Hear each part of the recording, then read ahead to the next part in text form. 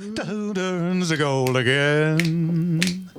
Well, rainbows down and going away. I don't remember the damn words anymore. The blue moon turns to gold again. He'll be back within my arms to stay.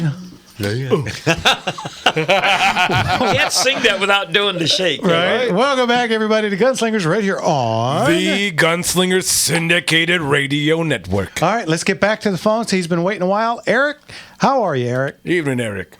In Santa Ana, by the way. I got two questions. Well, I got to push my cat off my belly. Okay. I have two comments to make.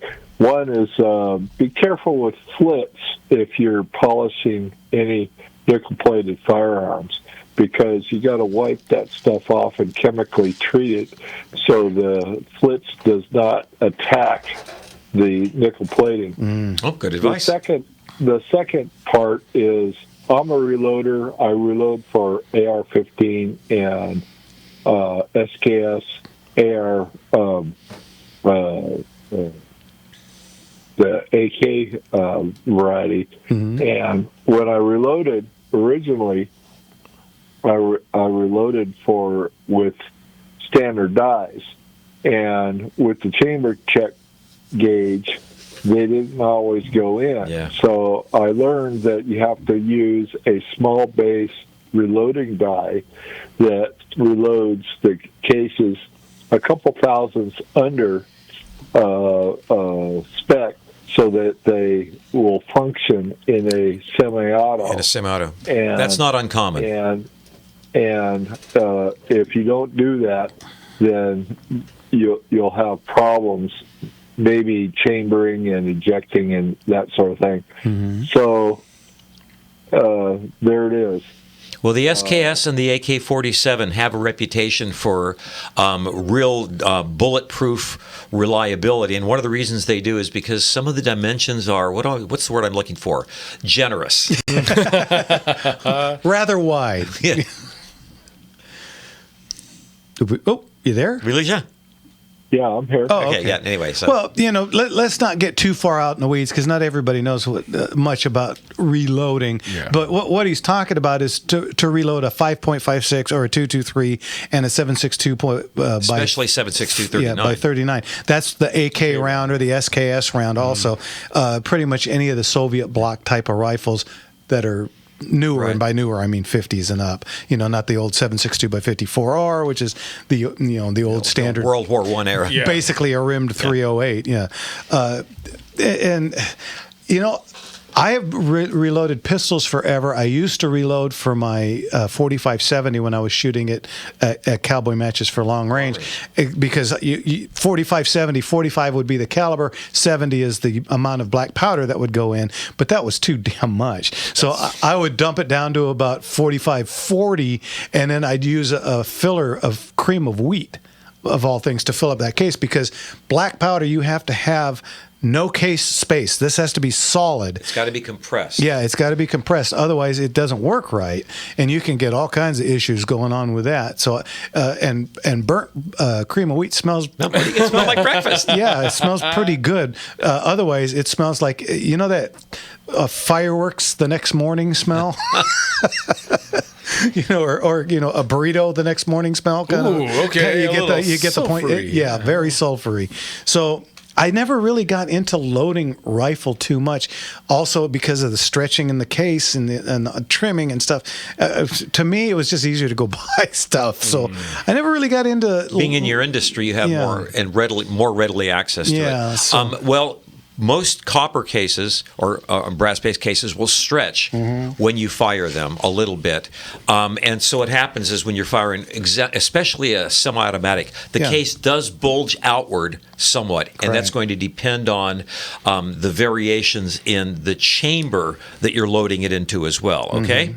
Now, if the chamber is, to use the term again, generous, that case will bulge more than it wants to, and so your die has to compress it back down to size. And what he's talking about is using something that crushes it back down below its size, so that it will fit into a chamber of any size that's within the plus or minus dimensions allowed by a military firearm. Wow, that was tedious.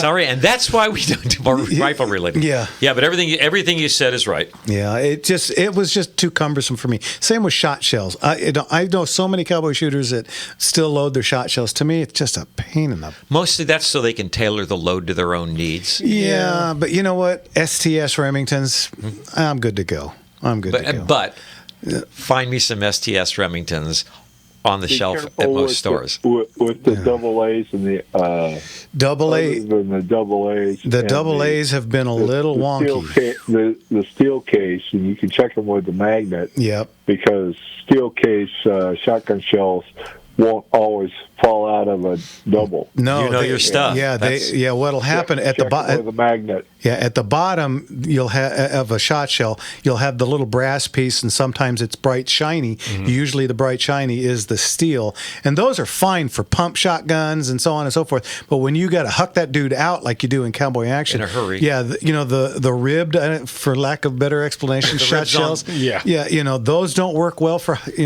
less than 6 fast segments. Unloading. Don't work well, and the metal has the same problem that you were describing, Eric, on your semi-automatic rifle cartridges. That is, it expands too so much, and then it doesn't want to come out easily. Yeah, so it's always best for reliability reasons that you get a small base reloading die with a carbide neck expander.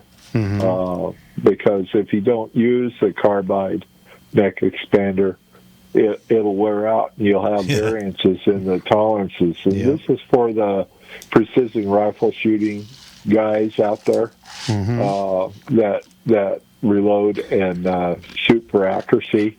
Not bench rest quality, but almost there. Yeah. Okay. Eric, as always, thanks for the call. Good call. We'll talk to you later. Absolutely. Thank you. Thank you. God bless you. I've had that same problem loading 223, by the way. Well, oddly enough, at the old Burrow Canyon range, not Burrow Canyon, Fish Canyon range in Dougherty, there was the clubhouse guys that got down at the end that would shoot the 200-yarders. And it was so interesting to me as a kind of an up-and-coming shooter back in the 80s or whatever. And I'd watch these guys, and they'd take out one round, and they'd load it, and, boom! And then they'd look through the little chingus, and they'd get it, and then they'd take it out of the rifle. They'd go back and reloaded the same. Yeah, the bed of their truck folded down, and here's their reloader and their trim, and they would trim it, and then they would put it through the reloader. They'd have like 3 different presses because you have to resize it. Right. Then you gotta prime literally it. using the same case. See, boy, I was just having that conversation with Lucky Jenkins literally just today because he's getting into precision rifle shooting. We're used to knocking out when we reload. We're used to knocking out 300 rounds, maybe 400 rounds an hour, right? Yeah, easily. Those guys don't do 300 rounds a year. Yeah. Literally, in the time we would spend, they will have 10 shell cases prepped and ready. Yeah. And we'd be ready to shoot 3 matches. Yeah, pretty much. They got the one. Guys, bless their hearts. You're listening to Gunslingers right here on the Gunslinger Syndicated Radio Network. And we're going to go with Donovan. We'll be right back. Here we go.